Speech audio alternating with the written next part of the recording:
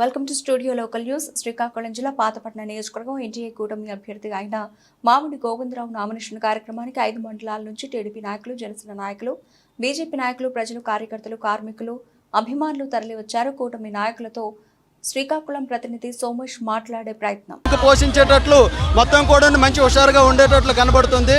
Thank you. Studio local news channel. మరి ఈ సార్వత్రిక 2024 సార్వత్రిక ఎన్నికల్లో పాతపట్నం నియోజకవర్గం అనేది అత్యంత కీలకమైనటువంటిది. మరి ఉమ్మడి కూటమి అభ్యర్థిగా మామిడి గోవిందరావు గారు ఈ బరిలో ఉన్నారు. మరి ఉమ్మడి కూటమిలో భాగమైనటువంటి మరికొంతమంది జనసేన నాయకులతో కలిసి మాట్లాడే ప్రయత్నం చేద్దామా? సార్ చెప్పండి, క్రాంతి గారు, ఇప్పుడు ఈ నామినేషన్ తర్వాతను ఈ అభ్యర్థి గెలుపులో మీ యొక్క పాత్ర ఎలా ఉండబోతుంది? మీ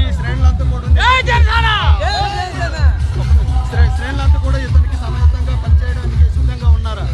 ఖచ్చితంగా. ఇప్పుడు మా వైపు అంటే ఇక మీదట ఈరోజు నామినేషన్ అయిపోయిన తర్వాత అభ్యర్థితో పాటు అభ్యర్థి ఒకవైపు, మా జన సైనికులు, మా నాయకులు ఒకవైపు, మరోవైపు వెళ్తూ ఖచ్చితంగా ఏంటంటే ప్రతి గ్రామాన్ని టచ్ చేయాలనే ప్రయత్నంలో ఉన్నాం.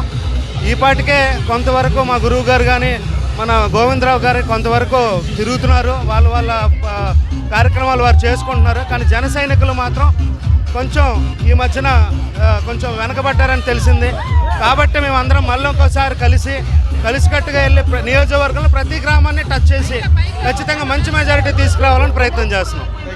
మరి యువతని ఏ రకంగా మీరు ఈ పార్టీ అభ్యర్థి గెలుపుకు యువతను ఏ రకంగా మీరు తీసుకొని వెళ్ళి విజయంలో కీలక పాత్ర పోషించాలనుకుంటున్నారు? తప్పనిసరిగా. ఎందుకంటే యువతలో ఎప్పుడైనా సరే యువత రక్తంలో వేరేగా ఉంటుంది. కానీ వాళ్ళని భరోసాతో మేము ముందుకు తీసుకెళ్తున్నాం కాబట్టి పవన్ కళ్యాణ్ ముందు తీసుకెళ్తాం. వాళ్ళు ముందు వస్తారు. వాళ్ళు ముందుండి నిలబడే విధంగా మేము వాళ్ళకి షూరిటీ ఇస్తాము. మేము ముందుండి యువత నడిపించి ఈ నియోజకవర్గంలోనే అందరికంటే ఎక్కువ బడ్జెట్ వచ్చేలా మేము ప్రయత్నం చేసి ఈ పవన్ కళ్యాణ్ గిఫ్ట్ ఇవ్వాలని మేము కోరుకుంటున్నాము. జై జనసేన.